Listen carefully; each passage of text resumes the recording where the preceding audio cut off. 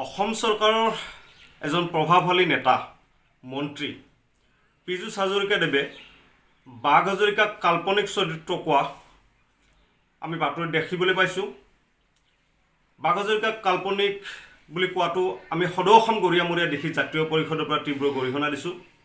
কাৰণ বাঘ হাজৰিকাক কাল্পনিক কোৱাৰ আগতে তেওঁ কিছু বিষয় জানিব লাগিব যে বাঘ হাজৰিকাৰ বিষয়ে বিভিন্ন কিতাপ পুথিত তেওঁৰ বিষয়ে উল্লেখ আছে।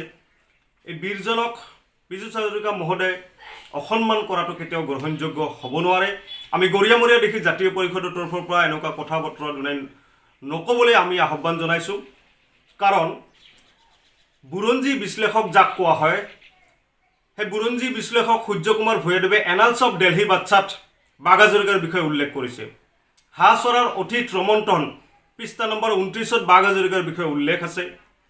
স্বৰ্গদেউ ৰাজেশ্বৰ সিংহ গোলাপ বৰবৰুৱাৰ কিতাপত বাঘ হাজৰিকাৰ বিষয়ে উল্লেখ আছে।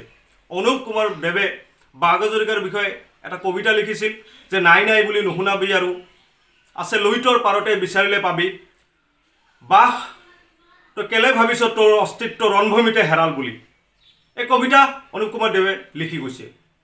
গতিকে এইজন বীৰ পুৰুষক অসন্মান কৰাটো কেতিয়াও গ্ৰহণযোগ্য হ'ব নোৱাৰে।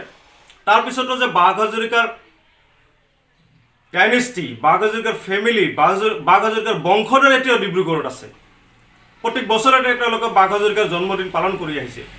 গতিকে এই কথা বতৰাবোৰে কিহৰ ইংগিত দিয়ে, এই কথা বতৰাৰ পৰা কি লাভ হ'ব? বাঘ হাজৰিকাক নোহোৱা কৰিব বিচাৰাটো আমি কেতিয়াও মানি নলওঁ। কাৰণ লাচিত বৰফুকনৰ লগত বাঘ হাজৰিকা সহযোদ্ধা আছিলে, স্বধৰ্মীয় মোগলৰ লগত যুদ্ধ কৰিছিলে।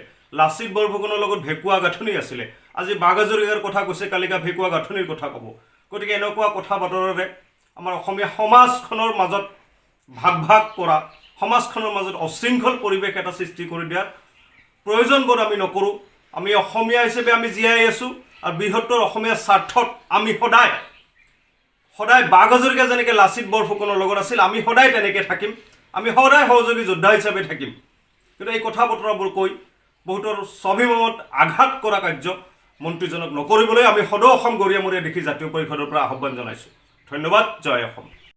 বসুন্ধৰা টোক লৈ অসমৰ মাননীয় মুখ্যমন্ত্ৰী হিমন্ত বিশ্ব শৰ্মা ডাঙৰীয়াই যি এক সাম্প্ৰদায়িক মন্তব্য কৰিলে যে মাজুলীৰ বাহিৰে কোনো এখন চৰতে ভূমিৰ পট্টা প্ৰদান কৰা নহ'ব, আৰু এটা তাৎপৰ্যপূৰ্ণ মন্তব্য আগবঢ়াইছে যে অকল খিলঞ্জীয়া লোককহে ভূমিৰ পট্টা প্ৰদান কৰা হ'ব।